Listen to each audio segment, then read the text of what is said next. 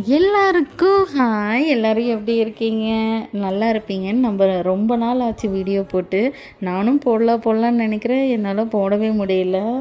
சரி, ஓகே, நீயாவது போடலாம் அப்படின்னு தான் வந்து ட்ரை பண்ணியிருக்கேன். இப்போ நல்லா இல்லைன்னா மன்னிச்சிக்கோங்க.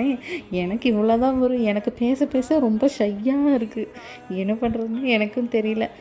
சரி, வாங்க வீடியோக்குள்ள போகலாம். ரொம்ப நாளாக நாங்கள் வந்து பிளான் பண்ணிகிட்டே இருந்தோம். சரி, குலதெய்வ கோயிலுக்கு வந்து கெடா வெட்டணும் அப்படின்னு, பொங்க வச்சு கெடா வெட்டணும் அப்படின்னு ரொம்ப நாளாக தள்ளி போய்கிட்டே இருந்துச்சு. ஒரு வழியாக வந்து சரி வெட்டிடலாம், இனியும் தள்ளி போட வேண்டாம் அப்படின்னு ஒரு 3 வருஷத்துக்கு கழித்து பண்ணிடலாம் அப்படின்னு பிளான் பண்ணோம். நல்லபடியாக வந்து பொங்கிருச்சு. நாங்கள் வந்து குலதெய்வத்துக்கு வந்து வேண்டுதல் நிறைவேற்றுறதுக்கு ரொம்ப டைம் எடுத்துக்கிட்டோம்.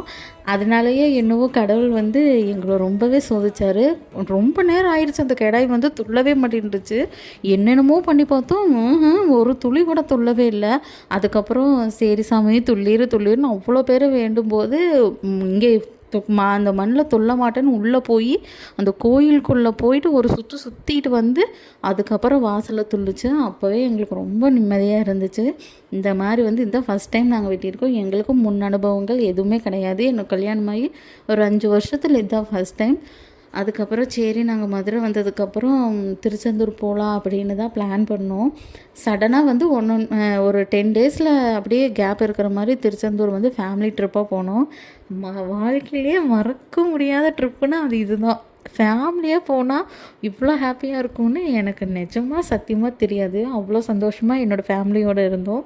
நான் வந்து நிறைய யூடியூப்பில் பார்த்தோம். அப்போ வந்து இந்த மாதிரி மண்ணில் வந்து விளக்கு போடணும் அப்படின்னு நிறையா வீடியோ பார்த்து நானும் என் அண்ணியும் தான் அந்த விளக்கு போட்டோம். எங்கள் ஃபேமிலியும் எங்களுக்கு அவ்வளோ சப்போர்ட்டாக இருந்தாங்க. அதுக்கப்புறம் வந்து தண்ணியில் ஓம் முருகா அப்படின்னெல்லாம் எழுதணும். அது வந்து அழிக்கவே இல்லை. அதுக்கப்புறம் அழிச்சிருச்சு.